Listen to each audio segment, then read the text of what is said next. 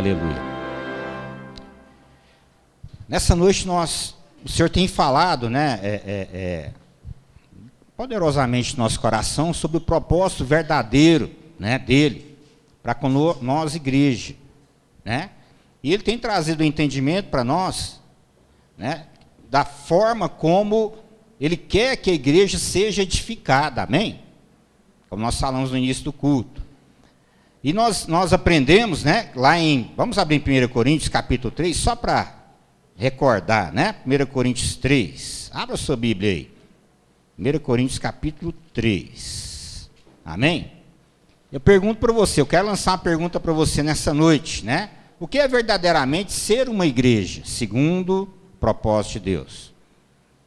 Qual que é o propósito de Deus na nossa vida, na vida de cada um de nós como igreja, amém? Né? O que Deus já deixou escrito na sua palavra, né, para nós como modelo, para nós seguirmos e não ficarmos inventando moda, como diz o outro. Nós só temos que ver como que a igreja, né, ela funciona aqui na Bíblia, como que ela está organizada, estruturada, né, e qual é a sua dinâmica, amém? Que é de uma forma muito simples, né? E quando nós entendemos isso é muito importante a gente entender, porque quando você entende isso, você passa a viver no centro da vontade de Deus, você fica livre, né, de falsos mestres, né, falsos profetas, que a Bíblia fala em Mateus 24, que nos últimos dias ia aumentar o número, né, de falsos mestres, falsos profetas, que se possível for enganar até os próprios eleitos, somos nós, entende? A maneira mais segura de você se ver livre, a maneira mais segura de você, né, saber que você está no centro da vontade de Deus, na verdade, né, é quando você checa aquilo que você está vivendo com a palavra de Deus, amém? Então nós queremos nessa noite compartilhar um pouco mais, né, dessa questão, né, de quer ser igreja, quer ser, né, como nós estamos, o que Deus espera de nós como igreja, de cada um de nós, o que Ele quer fazer em nós e através de nós, amém? Então aqui em 1 Coríntios capítulo 3, Paulo fala assim, olha o versículo 10, ele fala assim, ó, segundo a graça de Deus que me foi dada, lancei o fundamento com prudente consultor, e outro edifica sobre ele, porém, cada um veja como edifica. Porque ninguém pode lançar outro fundamento além do que foi posto, qual é? Jesus. Contudo, se o que alguém edifica sobre o fundamento é ouro, prata, pedras preciosas, madeira, feno e palha, manifesto tornará a obra de cada um, pois o dia demonstrará, porque está sendo revelada pelo fogo, e qual seja a obra de cada um, o próprio fogo aprovará. Se permanecer a obra de alguém que sob o fundamento edificou, esse receberá o galardão. Se a obra, versículo 15, de alguém se queimar, sofrerá ele dano, mas esse mesmo será salvo todavia, como que? Através do fogo. Não sabeis, versículo 16, que sois o santuário de Deus, que o Espírito de Deus habita em vós? Se alguém destruir o santuário de Deus, Deus destruirá, porque o santuário de Deus que sois vós é sagrado. Amém? Então a igreja bíblica, a igreja que Deus criou, e só existe um modelo, né? E a gente tem que parar de ficar inventando moda, né? Só um modelo, que é o modelo que está na Bíblia. Paulo fala que essa igreja tem um fundamento, que é Jesus, como nós falamos no início. Amém? É Jesus, né?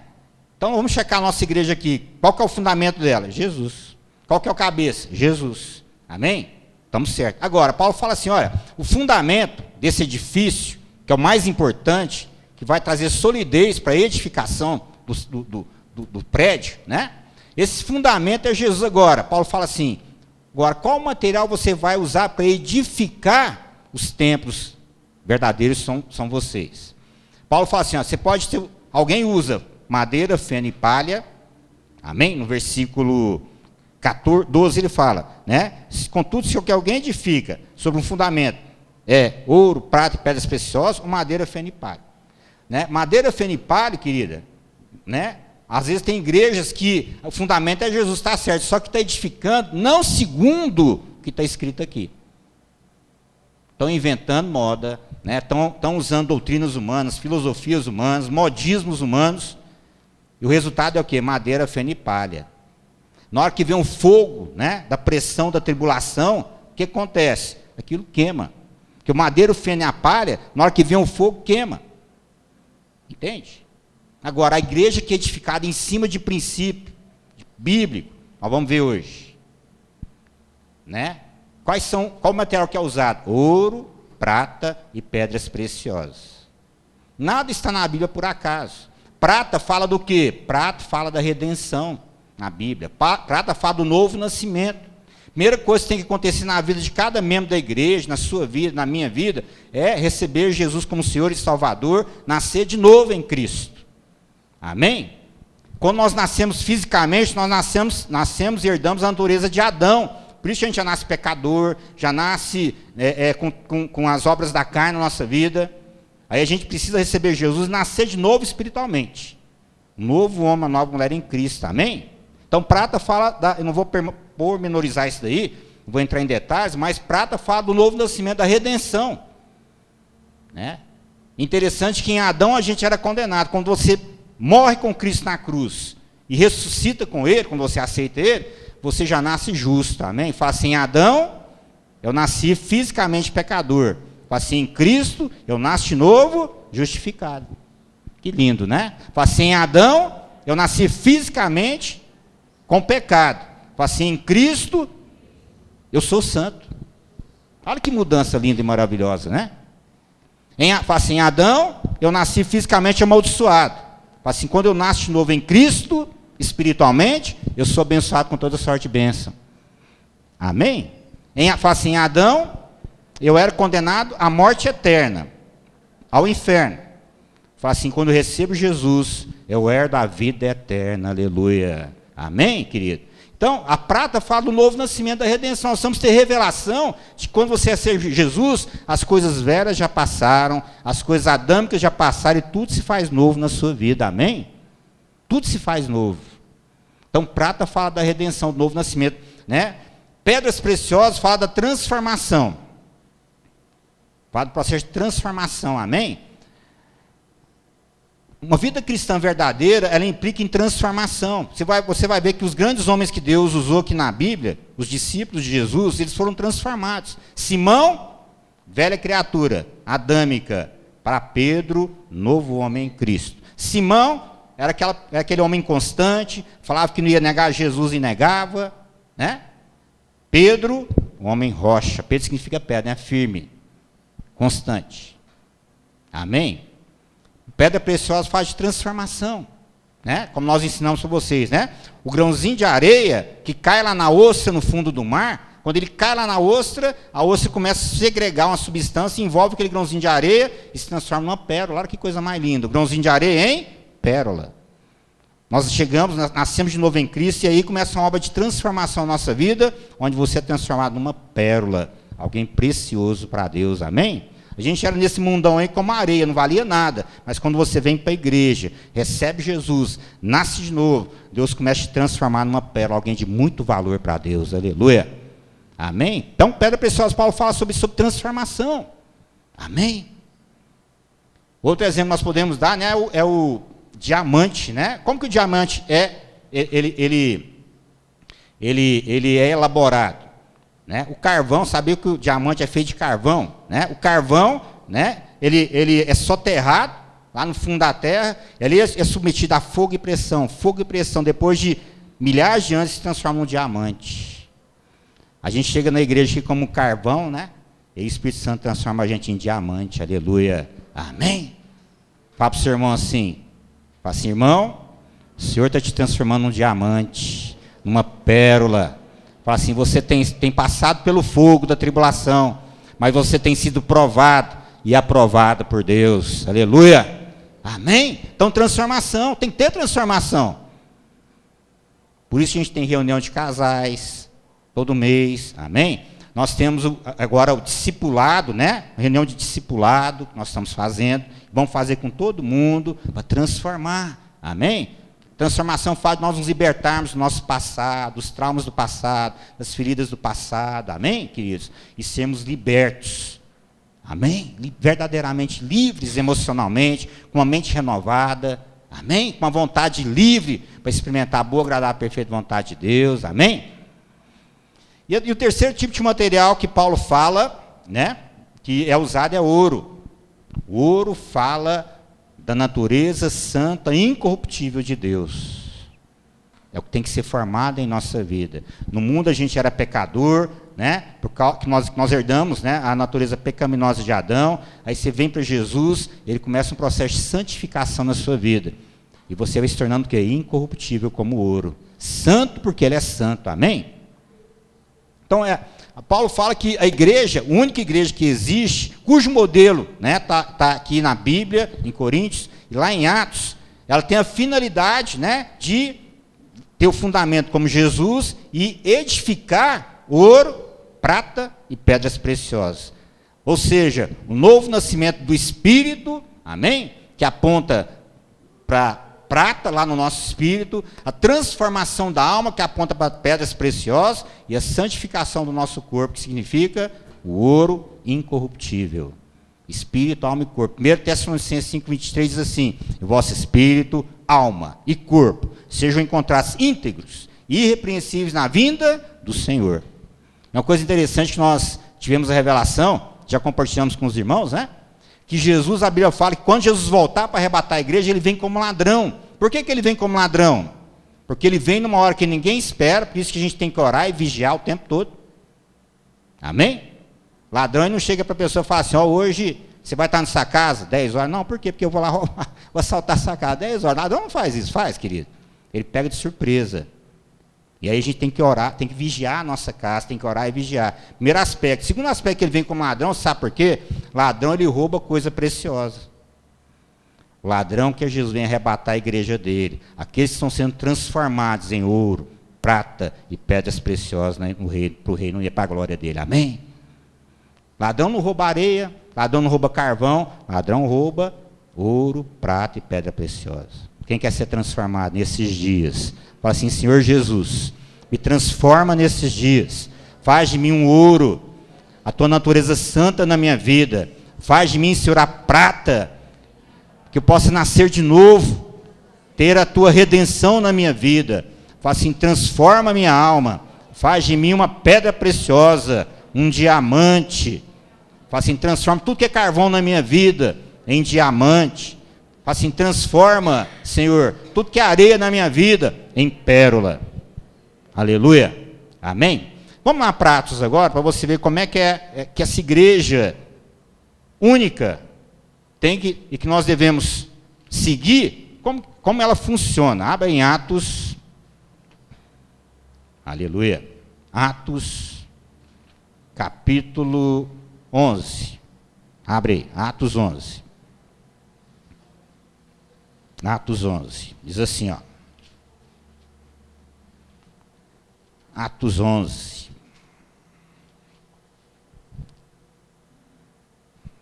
Versículo 19. Diz assim, ó. Então os que foram dispersos por causa da tribulação que sobreveio a Estevão, se espalharam até a Fenícia, Chipre e Antioquia, não anunciando a ninguém a palavra, senão somente aos judeus. Versículo 20 agora. Alguns deles, porém, que eram de Chipre e Cirene, que foram até Antioquia, falavam também aos gregos, anunciando-lhes o evangelho do Senhor Jesus. A mão do Senhor Jesus estava com eles, e muitos crentes se converteram ao Senhor. A notícia a respeito deles chegou aos ouvidos da igreja que estava em Jerusalém, e enviaram Barnabé até Antioquia. Tendo ele chegado e vendo a graça de Deus, alegrou-se e exortava a todos que com firmeza de coração permanecessem no Senhor, porque Barnabé, né, era um homem bom, cheio do Espírito Santo e de fé, e muita gente se uniu ao Senhor, e partiu Barnabé para Tarso à procura de Saulo. Olha o 26 agora. Tendo-o encontrado, levou-o para Antioquia, e por todo um ano se reuniram naquela igreja e ensinaram. Assim, por todo um ano se reuniram na igreja e ensinaram numerosa multidão. Em Antioquia foram discípulos pela primeira vez chamados cristãos. O propósito de Deus, como nós vimos, é transformar areia em pérola, transformar carvão em diamante. Quando você estuda a Bíblia, você vai ver que Jesus, né, ele pregou para multidões, ele pregou para 3.000, para 5.000, alimentou, né, 3.000, 5.000. Mas o alvo do Senhor Jesus era transformar aquela multidão em discípulo. Amém? Discípulo. O alvo de Deus é que cada um de nós se torne um discípulo dele. Às vezes nós temos aquela ideia errada, né, que discípulo é só Pedro, foi Pedro, Paulo, né, João, Tiago, André. Nós temos essa visão errada. Só que eles foram discípulos para a geração deles. Chegou a nossa vez, a nossa geração, e Deus quer que você se torne um discípulo hoje. Amém? E o convite que Jesus faz para todo mundo, ele fala assim: se alguém quer vir após mim, negue-se a si mesmo, amém? Tome a sua cruz e siga-me. Se alguém quer ser o meu discípulo, amém? O convite é feito, a oferta é dada, amém? Para o Sérgio, para a Andriele, quer ser discípulo de Jesus, aleluia, amém? Para a Itana e para o Michel, querem ser discípulos de Jesus? Glória a Deus, amém? A Rose e a Rafaela, né, discípulos do Senhor, amém? Cida, Orivaldo, né? E todos nós aqui, ó, o convite do Senhor é o quê? Olha, eu vou transformar você de multidão para discípulo, de areia para pérola, de carvão para diamante, amém? Agora, o convite é feito a todos, mas a resposta é nossa. Aí onde Jesus fala: muitos são chamados, poucos escolhidos. Amém? Por que são poucos escolhidos? Porque o convite é feito. Agora, a resposta é nossa. Nós que damos a resposta. Amém? Para o Senhor, para ser um discípulo do Senhor. Amém, queridos? Vocês estão entendendo? Então, a maneira na qual é edificada a igreja é dessa forma. Abra sua Bíblia agora lá em Atos, agora, novamente. Atos, capítulo 2, versículo 37. Né? Pedro aqui, ó, cheio do Espírito Santo, né? Pedro era um pescador, Jesus chamou para ser discípulo dele, Pedro aceitou o convite, né? Simão, que se chamava Simão, um homem constante, ele se tornou o quê? Pedro, rocha, amém? E Pedro, né, era um homem simples, igual a nós, não tinha nada de especial, era um pescador. Pedro, que não sabia nem ler e escrever, sabia? Ele era iletrado. Tanto é que quando ele prega lá, diante dos sacerdotes, lá, eles ficam maravilhados. Falam: como que um homem iletrado desse sabe tanta coisa? Você sabe por quê, queridos? Quando Deus nos chama, né, não depende da nossa capacidade intelectual natural. É a glória dele, o poder e a unção dele que nos capacita a fazer a obra dele. Amém? É você ser cheio do Espírito Santo. O discípulo, ele é cheio do Espírito Santo. Quando você aceita o convite de Jesus, né, e começa a buscar ele de todo o coração, firmar na igreja, firmar na palavra, você começa a ser cheio do Espírito Santo, começa a ser transformado, amém? Começa a ser capacitado. E Pedro, ele prega o evangelho cheio do Espírito Santo. Olha o versículo 37, depois que ele prega aí, ó. Ouvindo eles, depois que ele prega para aquela multidão de 3.000 pessoas, ouvindo eles essas coisas, compungiu-se do coração e perguntaram a Pedro e aos demais apóstolos: que faremos, irmãos, para sermos salvos? Respondeu-lhes Pedro: arrependei-vos, e cada um de vós seja batizado em nome de Jesus Cristo para a remissão dos vossos pecados, e recebereis o dom do Espírito Santo. Pois para vós outros é a promessa, para vossos filhos, para todos que estão ainda longe, isto é, para quantos o Senhor nosso Deus, olha aqui, ó, chamar. Aleluia. Com muitas outras palavras, Deus testemunha e exortava-os, dizendo: salvai-vos dessa geração perversa. Versículo 41. Então, os que lhe aceitaram a palavra foram batizados, havendo um acréscimo naquele dia de quase 3.000 pessoas. Entende? Então, as pessoas se converteram, né? Receberam Jesus agora. Acabou? É só isso? Não. Essa multidão agora, né? Os discípulos agora, como nós vimos, né, começavam a trabalhar na vida dessas pessoas, a discipulá-las e fazer delas o quê? Discípulos. Qual que é a finalidade do discipulado? Resumindo, para você entender. Quando Deus criou o homem em Adão, lá em Gênesis, a sua imagem e semelhança, o homem era perfeito. Nós éramos perfeitos, imagem e semelhança de Deus. Quando Adão e Eva pecaram, o homem, a Bíblia fala, né, em Romanos 3, 23, todos pecaram e destituídos foram da glória de Deus. Nós perdemos a imagem e semelhança de Deus, nos tornamos o quê? Destituídos da glória de Deus, né? Com a nossa natureza totalmente corrompida pelo pecado. Então, quando você recebe Jesus, qual que é o trabalho do discipulado? Né? transformar você novamente à imagem e semelhança de Jesus, de Deus, que nós perdemos em Adão, entende? Transformar. Voltar você, nos transformar para que você e eu possamos, né, refletir Jesus aqui na terra. Por isso que lá em Atos, volta lá em Atos agora comigo, capítulo 11, por isso que aqui em Atos, né, aquela multidão, olha para você ver aí, ó. Olha, Atos 11, 26, né, Paulo fala, a Bíblia fala assim, ó, Atos 11, 26, tendo encontrado, levou para Antioquia, e por todo o ano se reuniram naquela igreja e ensinaram o quê? Numerosa multidão. Em Antioquia, foram os discípulos, presta atenção agora, a Bíblia fala, foram a multidão? Não, foram os discípulos pela primeira vez chamados cristãos. Você sabe o que é um cristão? No sentido genuíno da palavra, parecido com Cristo, a semelhança de Cristo. O discipulado, amém? Vai te trazer de volta ao projeto original de Deus, a imagem e semelhança de Cristo. E vou te dizer uma coisa mais séria ainda. Só discípulo é considerado cristão, biblicamente falando. Nós estamos vendo aqui. Por quê?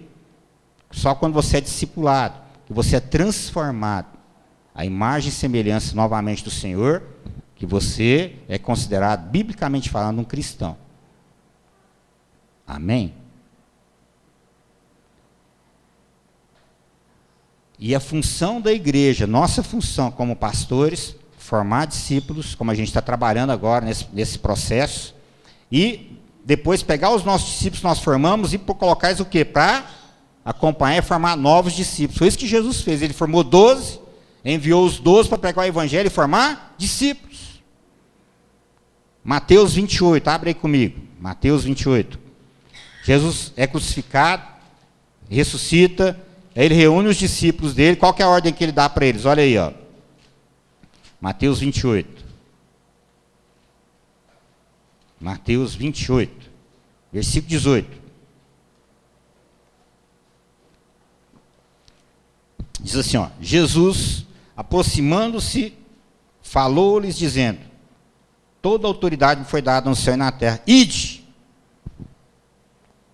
Esse ide aqui, ó, ele não é se você quiser, se vocês quiserem ir, se for inconveniente para vocês irem, se estiver tudo bem, vocês vão, não.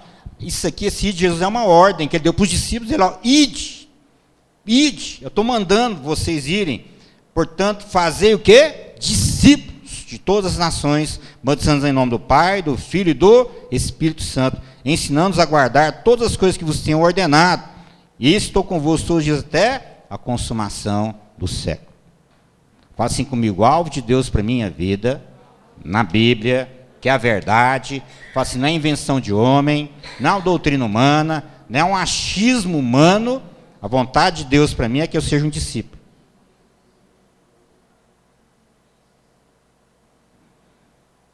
E na igreja, hoje, se você for avaliar as igrejas hoje, sob esse prisma bíblico que é o verdadeiro, você vai ver, né, que existe muita coisa que está fora do padrão de Deus.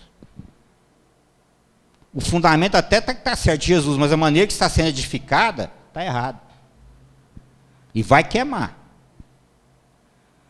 A Bíblia fala que todos nós vamos comparecer diante do tribunal de Deus, um por um. João Chicar, pois não, Senhor. Jesus vai me olhar com os olhos dele, que a Bíblia fala que são chamas de fogo. Se eu permanecer de pé, eu vou receber galardão. Se eu cair, é porque foi madeira, feno e palha que foi edificada em mim. Entende? Aí eu vou ser salvo, mas eu não vou ter galardão. O que é galardão, pastor? É um prêmio, uma recompensa eterna para você. O senhor pode me falar como que é? Eu não sei. Mas uma coisa eu sei. A Bíblia fala, nem olhos viram, nem ouvidos ouviram, nem entrou no coração de qualquer ser humano que Deus tem preparado para aqueles que o amam. Amém? Eu sei que é tremendo. Na terra não existe nada comparável. Mas só o discípulo vai receber galardão.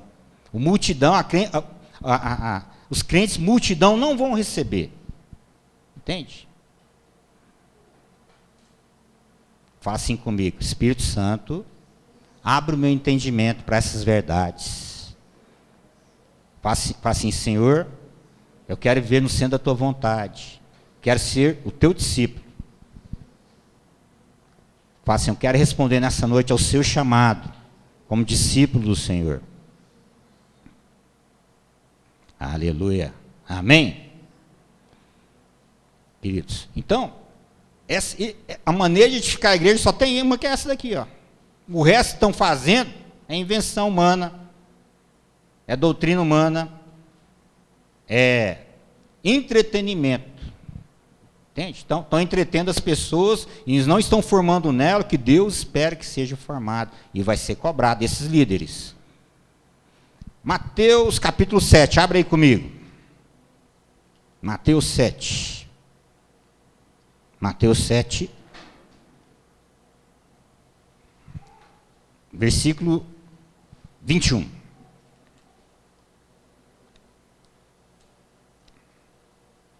Aliás, vamos ver a partir do versículo 15 até o versículo 23. Olha o que Jesus fala, agora que você vai entender isso aqui, ó. Olha o que Jesus fala: acautelai-vos dos falsos profetas, que se apresentam disfarçados em ovelhas, mas por dentro são lobos roubadores. Pelos seus frutos conhecereis, colhem-se porventura uvas dos espinheiros, ou figos dos abrolhos?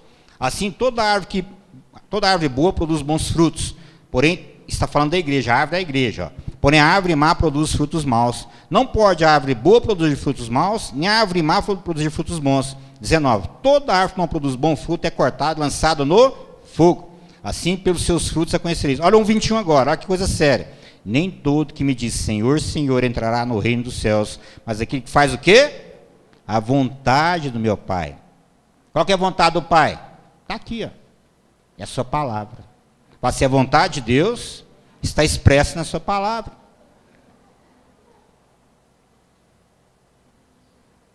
Versículo 22. Muitos naquele dia, olha para você ver que coisa triste, ó, muitos naquele dia, onde dizemos, Senhor, Senhor, porventura não temos nós, está falando para líderes agora, ó. Não temos nós profetizado, líder, hein? Em teu nome? E em teu nome não expelimos demônios? Em teu nome não fizemos muitos milagres? Então eu direi explicitamente, nunca vos conheci, apartai de mim, porque os que praticais a iniquidade. É para nós, pastor. O que nós estamos edificando? O que nós estamos fazendo nas vidas preciosas que são vocês, que Jesus morreu por vocês? Está na Bíblia? É discípulo? Não, então está errado. É madeira, feno e palha. Mateus capítulo 9 agora. Versículo 35. Aleluia.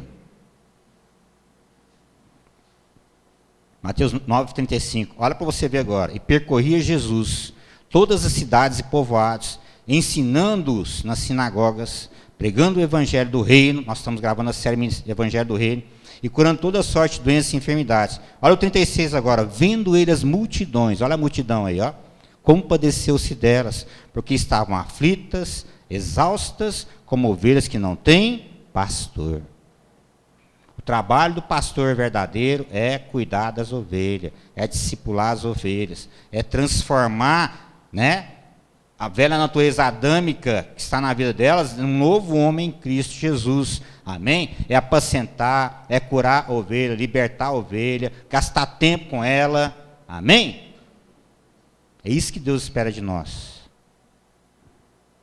Agora, as ovelhas têm, qual que é a resposta deles para com o pastor? Se submeter.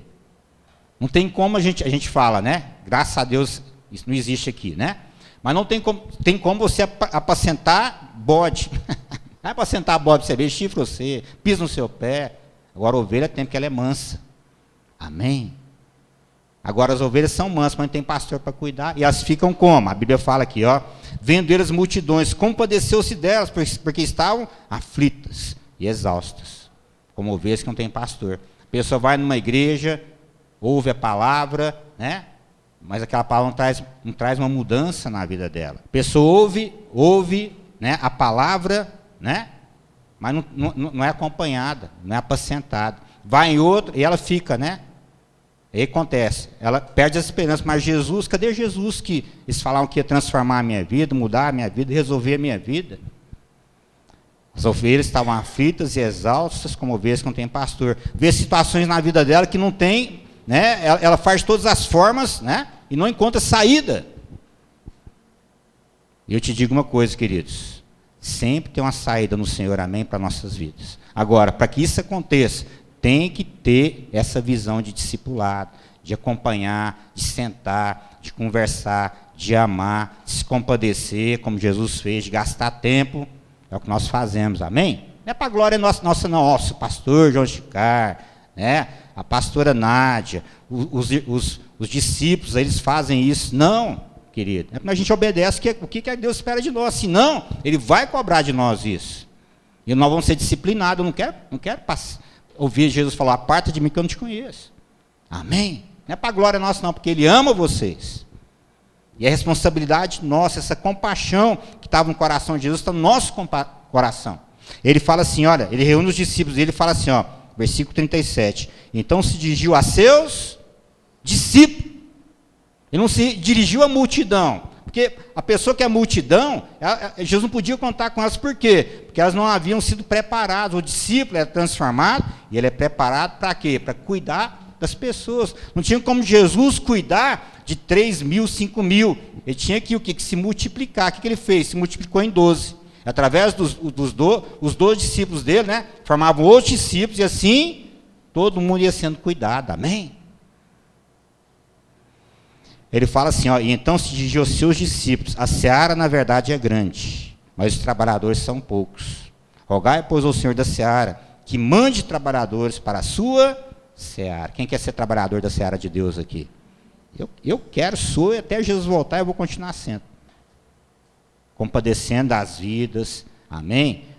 Me desdobrando, sendo modelo, amém? A gente não recebe nada, a gente faz por amor. Eu trabalho, tenho minha profissão, amém? Dou meus dízimos, minhas ofertas, amém? Deus coloca no meu coração, eu até um copo no tratamento, né, odontológico das pessoas que Deus fala para mim não cobrar, amém, queridos, dos meus irmãos, amém? A gente faz por amor, compaixão. Isso não estou falando nada para me gloriar, não, é porque isso é o que? A Bíblia fala que nós temos que ser modelo para o rebanho. Você fala, não, pastor, é porque o senhor tem tempo integral, o senhor ganha para isso. Nada disso. Eu trabalho como vocês trabalham, me canso como vocês cansam. Entende, queridos? Mas eu entendi uma coisa, não é na minha força, é no poder do Espírito Santo que a gente está aqui, amém? Ensinando a verdade, aprendendo a verdade, vivendo a verdade, com muita luta e tribulação, né? Vencendo na força do Senhor, amém? E formando discípulos. Porque é isso que Deus quer, que está escrito aqui. Não tem que inventar nada. Nada. Amém? Agora, eu quero, para a gente encerrar, para você entender, eu quero só traçar um paralelo das características da multidão e as características do discípulo. Para você entender melhor essa questão. Multidão e discípulo. Nós enumeramos aqui algumas características, né?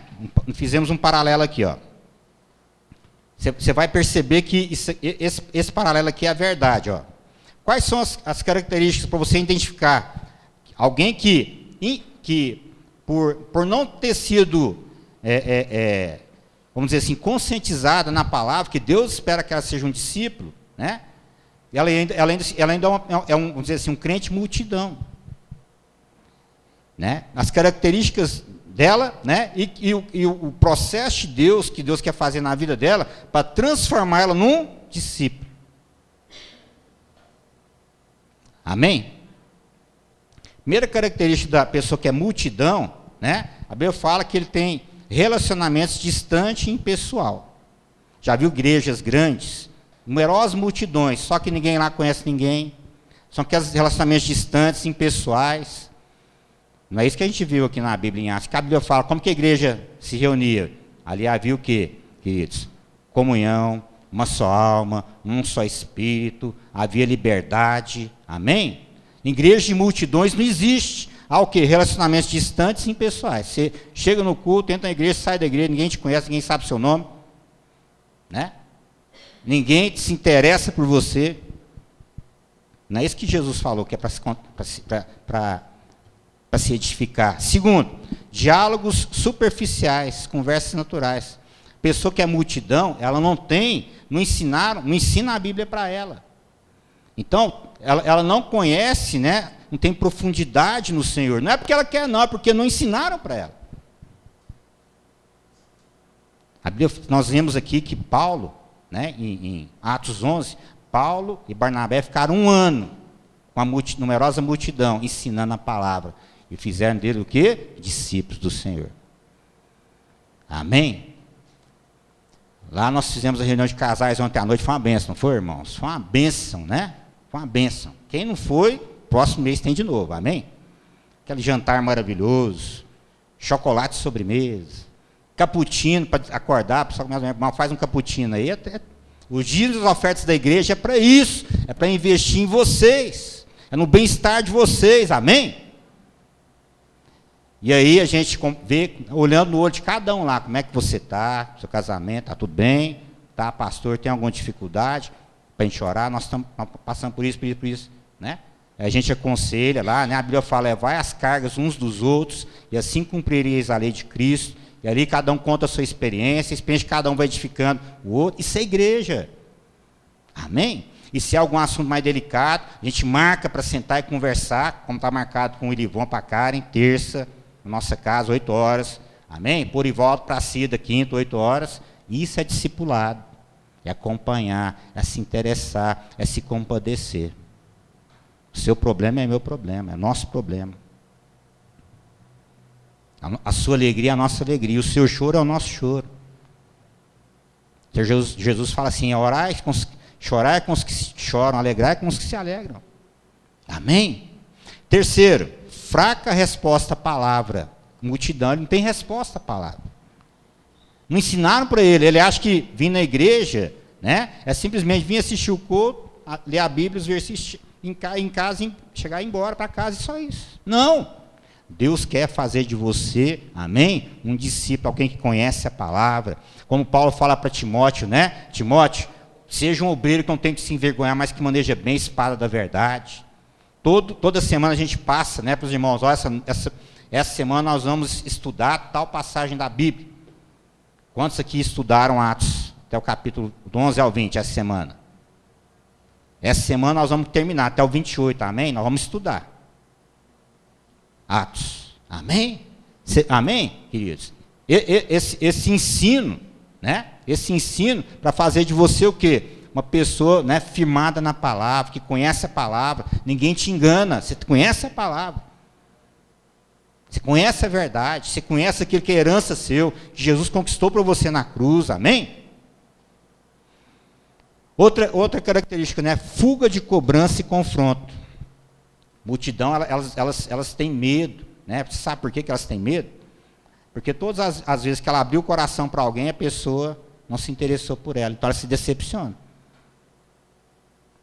Não se interessou ou não estava preparado para trabalhar com aquele problema dela. Pastor tem que estar preparado para, né? Pastor e mestre, né? Os ministérios na igreja, né, nos dão preparo, são ferramentas que o Senhor nos dá para nos preparar para cuidar, curar, libertar, restaurar a sua vida, edificar, amém? Outra característica, né? Motivação desconhecida da multidão. Ela não tem ninguém que senta com ela para conversar com ela.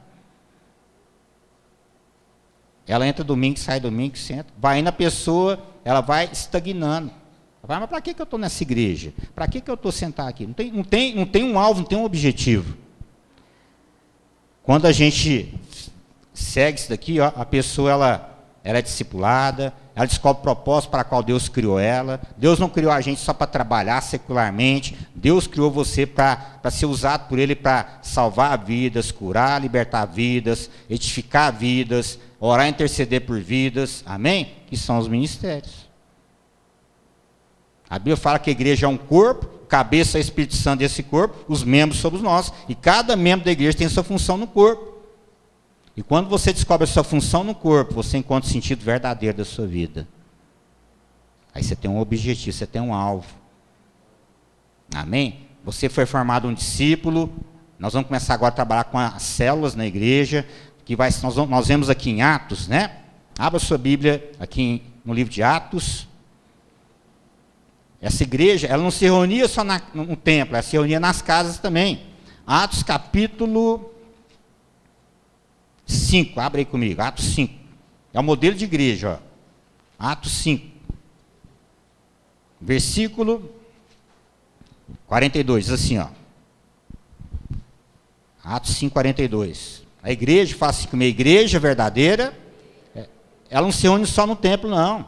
Ela se reúne nas casas. E diz assim, ó. E todos os dias, Atos 5, 42, todos os dias, no templo e de casa em casa, não cessavam de quê? De ensinar e pregar Jesus. Nós vamos começar agora, a partir do mês de maio, abril, maio, vamos começar, né? Os grupos familiares. Então, cada família aqui vai ter a igreja na casa dele. Vai ser uma igreja na casa. Amém? Por exemplo, o Rodrigo e a Paula vai ser a igreja na casa deles. O Latif e a Larissa. Amém? O Ilivon, a Karen. Ricardo e Mara. Amém? Denise. Então, na minha casa, cada igreja, nós vamos reunir na igreja no domingo. Aí nós vamos passar uma palavra em DVD para cada um, e no dia que nós vamos determinar para reunir, provavelmente vai ser na terça ou na quinta, né? Nós vamos passar a palavra, aí você vai reunir com a sua família, com a sua esposa, com seus filhos, e vai estudar aquela palavra, e vai ser ensinado através daquela palavra. Aí, um exemplo, o Sérgio Andriele, né, a Itana e o Michel, a Rosa e a Rafaela, tem mais afinidade com o Rodrigo, eles vão lá reunir na casa do Rodrigo, e o Rodrigo, como é discípulo nosso, vai ensinar eles, vai formar deles discípulos, e depois vai ter na casa deles também o quê? Uma igreja lá, uma célula lá, um grupo familiar lá. Porque é assim que a gente cresce. Amém? É assim que você... Porque o grupo familiar, como que ele funciona? A gente reúne lá na casa, né? Aí tem período da palavra, todo mundo ouve a palavra, depois há um compartilhamento da palavra, ali se tira dúvidas, amém? Há uma edificação, né? E depois termina de compartilhar a palavra, tem um lanchinho abençoado, amém? O lanchinho que é bom, né? Dá um lanchinho abençoado, amém? E aquela comunhão, tudo feito com amor, querido. Com amor, amém? E cada dia da semana, nós pastores vamos estar em uma casa, visitando, acompanhando, amém? É bíblico. Olha para você ver, versículo 42. E todos os dias no templo, de casa em casa, não cessavam de ensinar e de pregar. Ministério de mestre, de evangelista. Olha a Jesus Cristo, que é o fundamento. Olha o capítulo 6 agora. Ora, naqueles dias, multiplicando-se o número de discípulos. Por que os discípulos estavam multiplicando? Porque a igreja se reunia no templo e nas casas. E não cessavam de ensinar e de pregar Jesus. Nós dois nos multiplicando, formando discípulos, e vocês formando discípulos. Depois Itana, né? A Itana e o Michel, amém? O Sérgio, Andriele, Rosa e a Rafaela vão multiplicar, amém? A Cida e o Orivaldo, amém? Vamos trabalhar na vida deles com o discipulado, e eles vão se multiplicar também, porque é isso que Deus quer de nós. Isso é Bíblia, isso aqui é o centro da vida cristã, não tem que estar inventando nada. É assim que nós encontramos o sentido verdadeiro da nossa vida. É assim que nós juntamos tesouro e o galardão que nós vamos ter lá no céu. Amém? Deus não criou você simplesmente para vir aqui domingo após domingo, ficar sentado, ser um crente multidão. Deus criou você para ser um discípulo, dar frutos para Ele. Amém? Jesus falou para os discípulos, é importante que vocês vão e dê frutos. Amém? Deus quer formar da Vanessa, amém, Vanessa? Uma discípula do Senhor Jesus, da Samira, da Samara, né, dos nossos filhos. Sabe por quê, queridos? Paulo, Pedro, essa turma aqui, ó, alcançou a geração deles com o evangelho. E esse evangelho vem passando de geração em geração. Hoje, como nós falamos, o bastão do evangelho está nas nossas mãos para alcançar a nossa geração. Não apenas alcançar a nossa geração e preparar a geração dos nossos filhos, para que depois eles não fiquem perdidos aí no mundo, ó, desviados, envolvidos com drogas, envolvidos com toda a cilada do diabo para acabar com a vida deles, entende? Por isso que nós temos que fazer isso. Ter igreja na nossa casa, né? Discipular os nossos filhos, né? Os nossos primeiros discípulos são os nossos filhos, amém? Alcançar a nossa geração, preparar a próxima geração dos nossos filhos, dos nossos netos, e aí nós podemos descansar tranquilo. É Bíblia, isso é sendo a vontade de Deus. Continuando, as características da multidão para você entender, ó. Limite de crescimento baixo. A pessoa não cresce espiritualmente, por quê? Não tem ninguém para discipular, não tem ninguém para acompanhar. Deus quer que a gente cresça. Amém? Qual que é a ordem que Deus deu para Adão e para Eva? Crescer e multiplicar. Essa ordem está valendo até hoje, crescer e multiplicar. Outra característica, né? A multidão ela é totalmente independente, não cria vínculo. Fica independente, fica perdida. Outra característica, né? Infantilidade, confusão religiosa, frustração, atitudes materialistas, né? A pessoa vem para a igreja, mas ela não é discipulada, o coração dela ainda está preso às coisas do mundo, ela não foi ensinada que ela tem que buscar agora em primeiro lugar o reino dos céus. Se apegar das coisas materiais. Que esse mundo materialista aí não leva a nada, não é verdade? Às vezes nós nos esforçamos, trabalhamos, né? Eu vou comprar agora, vou comprar um celular de última geração, você acaba de pagar ele, né? Já lançou um outro novo, você já está defasado. Você fica correndo atrás de vento, como diz a Bíblia. Fica correndo, trabalhando para nada. O que traz graça para a nossa vida é o reino de Deus, é os propósitos de Deus, amém? Olha aqui, versículo, característica 9, nada herdam espiritualmente. Nada herdam espiritualmente. Não herdam as bênçãos de Deus, a unção de Deus, né? A graça de viver, né, verdadeiramente o propósito de Deus. Característica 10, fogem da cruz, não toleram desprazer. Por quê? Porque a doutrina que é pregada na igreja é assim, ó, vem para Jesus que sua vida vai ser um mar de rosa. Mentira, a Bíblia não fala isso. Vem para Jesus porque você precisa dele, essa é a verdade. Vem para Jesus, porque se você não receber Jesus na sua vida, você vai para o inferno. Essa é a verdade. Nós somos pecadores. Vem para Jesus que ele vai caminhar com você, a porta é estreita, o caminho é apertado, mas ele vai caminhar com você e vai te conduzir em vitória, em triunfo. Vem para Jesus que você às vezes vai passar até pelo deserto, mas tem uma Canaã te esperando. Você vai entrar em Canaã.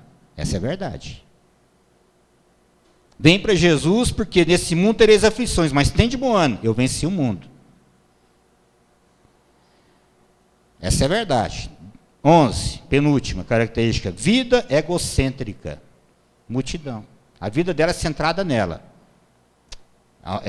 Vou trabalhar, vou comprar bens materiais para mim, para minha família aqui, e é só isso. Egocêntrica. Há uma diferença entre egocentrismo, que é nossa vontade, nosso eu no centro, e o cristocentrismo,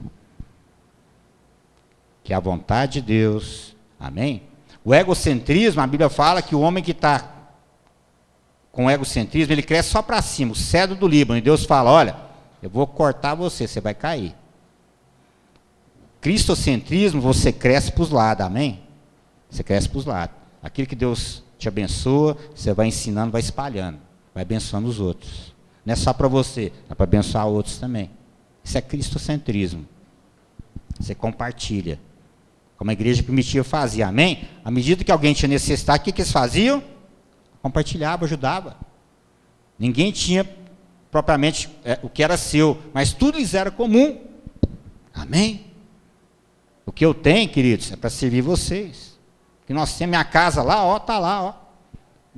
Nosso maior prazer é fazer reunião lá em casa, e a gente faz almoço, e faz churrasco, né? E tem aquela comunhão maravilhosa, e eu vejo Deus fazendo na vida de vocês, isso é a nossa alegria. Vejo Deus trabalhando, transformando vocês, vejo Deus abençoando vocês, isso é a nossa alegria. Tudo que eu tenho é do Senhor.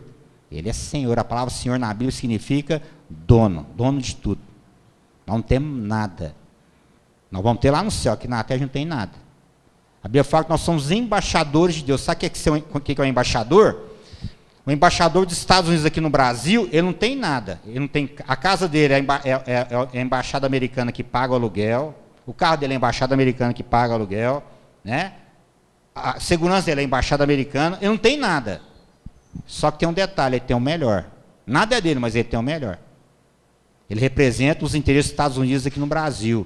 E aqui nós, como embaixadores de Deus, representamos os interesses do nosso Pai, do reino de Deus aqui na terra. Amém? Que é o Evangelho, que é salvar vidas, edificar vidas, formar discípulos. Outra característica. E última, vivem de aparência.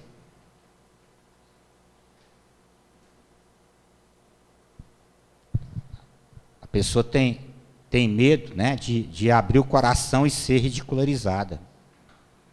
É tão bom a nossa reunião de casais, né? Lá você fala, tem aquela liberdade de falar, né? Falar das suas dificuldades, falar das suas fraquezas, das suas imperfeições, porque ninguém é perfeito. Eu não sou perfeito, a pastora não é perfeita, estou falando de pecado. Nós somos perfeitos, estamos no processo de transformação, amém? Vocês não são perfeitos, e quando a gente sabe que a gente não é perfeito, que não existe ninguém perfeito, a gente não julga ninguém, a gente não critica ninguém, a gente tem compaixão, amém? Que é a marca do coração de Deus, compaixão. E aí você não vive de aparência. Não, pastor, ó, tem um versículo lá em Jeremias 6, 14, diz assim, ó, curam superficialmente a ferida do meu povo, Deus falando, do meu povo, dizendo paz, paz, quando não há paz. Só aparência. Paz, irmão, paz, mas aqui dentro não tem paz, tem que estar com problema, está triste, está angustiado. Entende? Porque não tem pastor para sentar para conversar. Né? Agora, quando você sabe que você não é perfeito, você senta, né? Compartilha lá com os irmãos como nós fizemos ontem, e ali você vê, mesmo com os seus problemas, nós amamos você, te damos uma palavra de ânimo, não, você vai vencer, você vai conseguir. Amém? Nós estamos aqui com você, né? Vamos te acompanhar nisso aí até você vencer. Aí não é aparência não, aí você tem coragem de abrir sua vida. Porque, queridos, venhamos e convenhamos, né? Não é para qualquer um que a gente abre a vida não é verdade? A gente só abre a vida para quem a gente confia, não é verdade? Agora a multidão, né? A igreja que é multidão, coitada da pessoa, vive de aparência. Vai na igreja só para mostrar a roupa nova, suntuosa, luxuosa, o carro novo, só aparência, coitado. Quando Samuel foi ungir o novo rei de Israel, passou aqueles filhos de Jessé, tudo, cada um mais forte, mais bonito que o outro, né? Samuel falou, agora eu vou. Deus falou, não é esse. E passou os 7 filhos de Samuel, e Samuel falou, será que eu errei de casa? Será que eu cometi uma gafe espiritual? Será que eu errei de casa? Aí Samuel perguntou para Jessé, Jessé, acabaram seus filhos? Jessé falou, rapaz, esqueci. Tem Davi, está apacentando as ovelhas. Deus falou, pode chamar que é esse. O homem vê a aparência, mas Deus olha o coração, aleluia. Amém? Que Deus está interessado no nosso coração, nas nossas angústias, nas nossas tristezas. Deus está interessado por você, Ele te ama. Ele quer resolver o seu problema. Ele tem poder para isso. Isaías 61 diz assim, o Espírito do Senhor Deus está sobre mim, pelo que me ungiu, para proclamar as boas novas. O Evangelho é boas novas. Para pôr em liberdade os cativos, para pôr em liberdade os algemados, para dar vista aos cegos. Amém? Para tirar vestes de luto e colocar vestes de alegria. Veste de louvor em vez de tristeza. Uma coroa em vez de cinza. Olha que transformação maravilhosa. A fim que se chamem carvalhos do Senhor, plantados para a sua glória. Isso é evangelho, é transformação, é cura, libertação, é restauração, é formar um novo homem e uma nova mulher em Cristo, verdadeiramente livres, como Deus formou lá no Éden. Criou Adão e Eva, ser mais semelhantes, foi preso, cresçam, multipliquem, governem, dominem toda a terra. Isso é o homem que Deus, isso que Deus quer fazer na sua vida. Deus não criou a gente para ser escravo, Deus criou a gente para ser verdadeiramente livre. Aleluia. Para terminar, nós vimos a multidão. Vamos ver as características do discípulo agora. O discípulo, primeira característica, ele tem total intimidade. Total intimidade com Deus. Amém? Conhece, anda com Deus. O discípulo, ele anda com Deus. Ama a palavra, estuda a palavra, se interessa pela palavra. Eu costumo dizer que a multidão, ele é interesseiro, o discípulo é interessado. Multidão, ele chega para Deus como interesseiro. Só para Deus ter as bênçãos de Deus. O discípulo, ele não está interessado na bênção, ele está interessado no abençoador. Multidão troca o abençoador pela bênção. O discípulo, ele quer o abençoador, não quer a bênção. Ou melhor, ele desfruta do abençoador e a bênção é consequência do relacionamento dele com o abençoador, que é Deus. Total intimidade com os pastores. Não tem medo de chegar para nós e falar: pastor, estou passando por um problema, estou passando por uma crise, como nós já fizemos. Pastor, estou passando por uma tentação sexual, como nós fizemos aquela vez, né? Já tentando, nós reunimos os homens lá, a reunião dos homens, e fomos lá orar, fomos lá, né? Vamos ficar firmes, ninguém vai cair aqui, não. Nós repreendemos o espírito de pomba-gira, no nome do Senhor Jesus, amém? Total intimidade, ninguém é perfeito, querido. O único homem perfeito que pisou aqui na terra foi Jesus. E quando a gente é fraco, reconhece que é fraco e procura ajuda, aí é que nós somos fortes, porque o poder de Deus se aperfeiçoa na fraqueza. Total intimidade, liberdade. Nossa, não posso falar pastor não, senão ele vai me rejeitar. Mentira do diabo, pode falar o que você quiser. Amém? E nós estamos aqui para te amar, para te ajudar, para cobrir a sua vida e levar você a romper com tudo isso. Segunda característica do discípulo, máxima resposta à palavra. Você lança um desafio para ele na palavra, na hora ele responde. Eu quero ser discípulo. Máxima resposta. Você prega uma palavra, ele não apenas ouve a palavra, mas ele pratica a palavra. Amém? Fala assim: eu não quero apenas ouvir, eu quero praticar a palavra. Isso é discípulo. Terceira característica, submissão. O discípulo é submisso. Ele reconhece que existe uma autoridade máxima, que é Deus. Abaixo de Deus tem as autoridades, são os pastores sobre a vida dele, e que o pastor, né, orienta ele para fazer, ele faz. Amém? Submissão. Ele é ovelha, não é bode. Ovelha é submissa. Ovelha, o pastor pega o cajado, né, dá uma batidinha assim de lado, ela já sabe, é por aqui que eu tenho que ir. Ó. Amém? Por aqui. Pastor vai, ela segue atrás. Pastor está indo por aqui, eu vou junto também. Amém? Submisso. Quarto, crescimento constante, desobstruído. Você vê que o discípulo, ele está crescendo. Cada ano que passa, você vê mudança, transformação na vida, crescimento. Você vê fruto. Amém?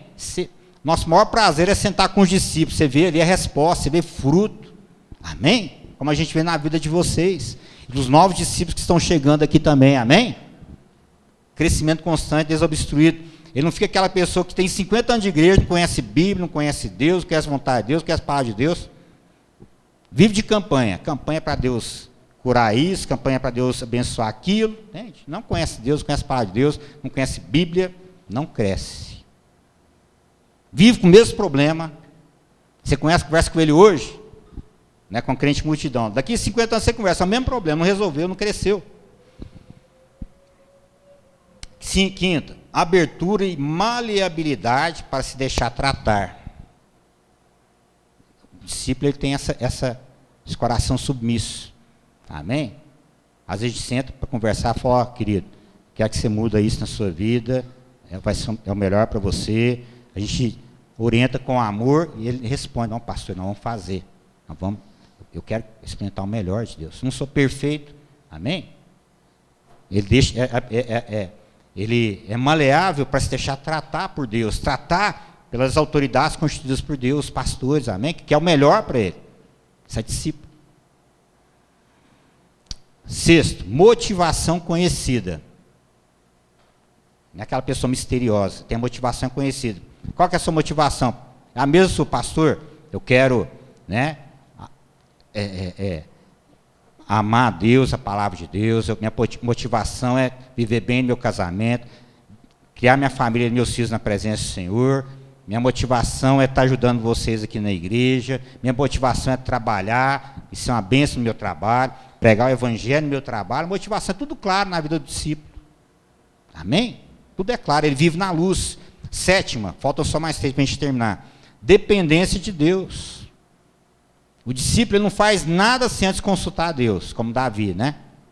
Tudo que Davi ia fazer, ele consultava a Deus.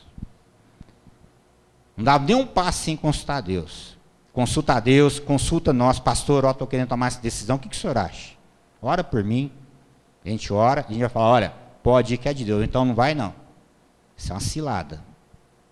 Entende?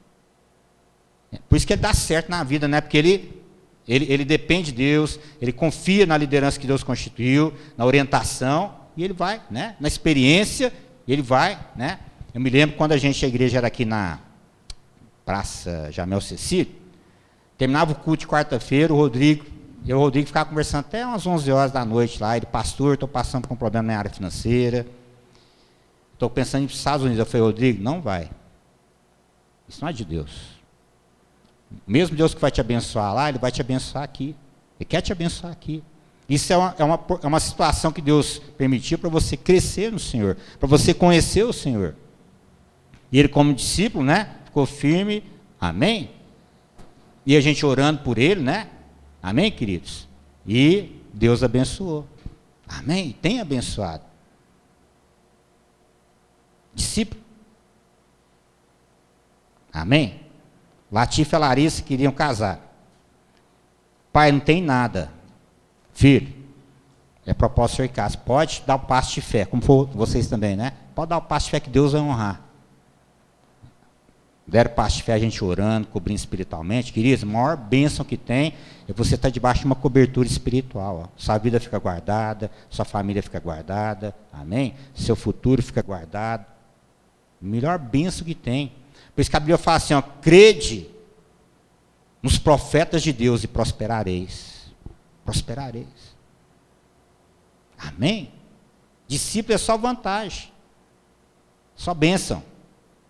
Quem quer ser discípulo do Senhor aqui? Tem uma vida de sucesso. Fala assim comigo, vida de sucesso, verdadeiro, aqui na terra e no céu, é para discípulo.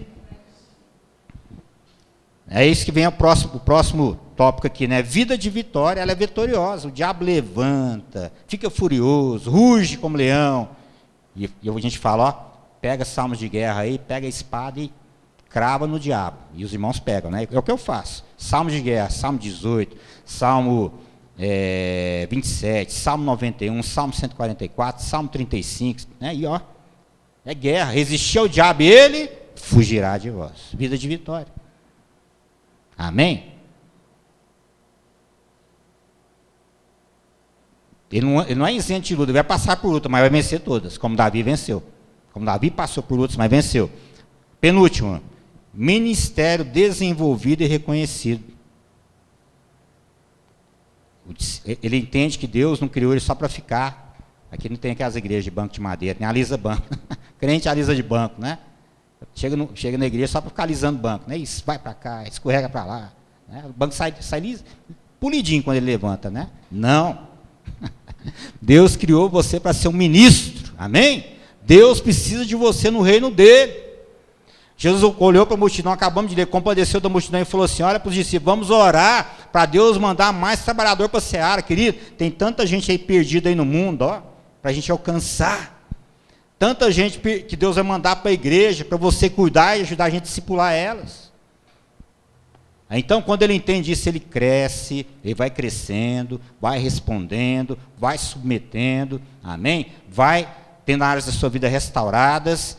Aí Deus revela o ministério dele, amém? Ele desenvolve o ministério dele, forma outros líderes, amém? Forma os líderes, põe para frutificar. O verdadeiro líder forma líder. O verdadeiro líder não faz falta. Às vezes quando a gente quer viajar, a gente viaja, né? A gente tem os nossos discípulos para descansar, que ninguém é de ferro, né? Até Deus descansou, né? A gente pega os discípulos nossos, né? Latife, Rodrigo, né? Denise, fala, ó, prega, toma conta do culto de domingo aí. Eu não faço falta. Amém? O verdadeiro líder não faz falta. Ele formou. Jesus não fez falta quando ele foi crucificado, ele citou, ele não fez falta. Tinha 12 para continuar a obra dele. Amém? A obra continua até hoje. A verdadeira teste de um líder, presta atenção no que eu vou te falar. Não é o atual sucesso da obra dele. O verdadeiro sucesso de um líder é se depois que ele parte para a glória, a obra dele continua alcançando gerações daí para frente. Isso aqui é de Deus, que não é meu. Eu vou passar, mas outra geração já está sendo preparada. Essa geração vai passar, mas os nossos filhos já estão sendo preparados. Não faz falta.